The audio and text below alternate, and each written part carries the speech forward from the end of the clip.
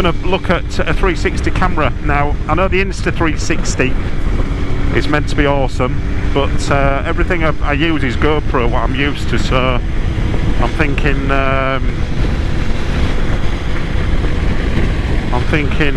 should I go with the GoPro 360?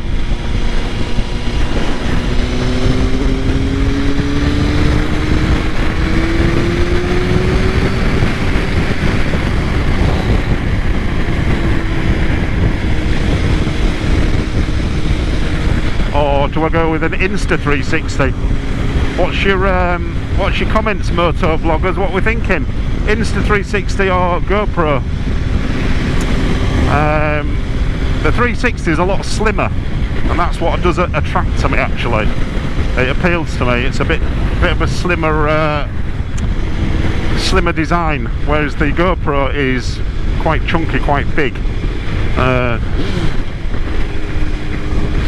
But it's learning another software, which I'm sure it won't be. Sure, it won't be difficult.